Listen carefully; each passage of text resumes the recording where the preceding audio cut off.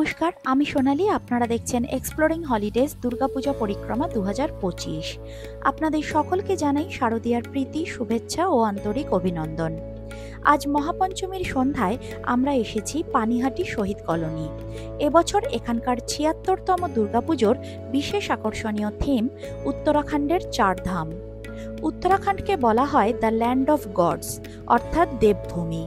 হিমালয়ের দেবভূমির এই চারটি প্রাচীন মন্দির অর্থাৎ যমুনোত্রী, গঙ্গোত্রী, কেদারনাথ ও বদ্রীনাথ, এই চারটি পবিত্র তীর্থস্থানকে একত্রিত করে এখানে এক অসাধারণ মণ্ডপসজ্জা তৈরি করা হয়েছে এবং তারই সঙ্গে রয়েছে আকর্ষণীয় ও চোখ ধাঁধানো আলোকসজ্জা, যার মধ্যে দিয়ে হিমালয়ের দেবভূমির অপূর্ব প্রাকৃতিক সৌন্দর্যের সঙ্গে সামঞ্জস্য রেখে ফুটে উঠেছে এক মনোরম এবং অপরূপ আধ্যাত্মিক পরিবেশ। এই চারটি তীর্থস্থান চারটি পবিত্র নদীর আধ্যাত্মিক উৎসকে চিহ্নিত করে, অর্থাৎ যমুনোত্রী ধাম যমুনা নদীকে, গঙ্গোত্রী ধাম গঙ্গা নদীকে, কেদারনাথ ধাম মন্দাকিনী নদীকে এবং বদ্রীনাথ ধাম অলকানন্দা নদীকে। অনেকেই হয়তো জানেন যে চারধামের এই যাত্রা পরিদর্শন করতে হয় বাঁদিক থেকে ডান দিকে, অর্থাৎ যমুনোত্রী থেকে যাত্রা শুরু হয়, তারপর গঙ্গোত্রী এবং কেদারনাথ এবং সবশেষে বদ্রীনাথ। এই প্রাচীন ঐতিহ্যবাহী চারধামকে হিমালয় পর্বতমালার সবচেয়ে পবিত্র স্থান বলে মনে করা হয়।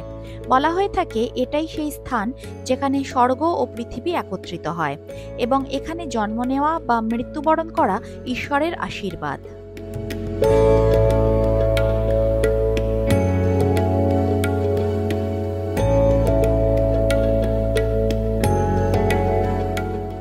প্রাচীন ভারতের ঐতিহ্যবাহী মন্দিরের স্থাপত্যশৈলীর সঙ্গে সামঞ্জস্য রেখে তৈরি হয়েছে মণ্ডপের অন্দরসজ্জা। মনে হচ্ছে যেন আমরা কোনো অন্ধকার প্রাচীন আধ্যাত্মিক গুহার মধ্যে তৈরি ঐতিহাসিক যুগের মায়াবী মন্দিরে ঢুকে পড়েছি। এই পূজা মণ্ডপে দুরকমের প্রতিমা সজ্জা করা হয়েছে। এই হলো প্রধান মাতৃপ্রতিমা, যা বাঙালির ঐতিহ্য ও সাবেকিয়ানার প্রতীক। আর মণ্ডপের ভেতরে চারপাশ জুড়ে কোষ্ঠী পাথরের নকশায় তুলে ধরা হয়েছে বিভিন্ন দেবদেবীর মূর্তি, যা আলো আঁধারির এই অপূর্ব মায়াবী আলোকসজ্জায় এই মণ্ডপকে আরও আকর্ষণীয় করে তুলেছে। আর এই হলো পূজা মণ্ডপের দ্বিতীয় মাতৃপ্রতিমা।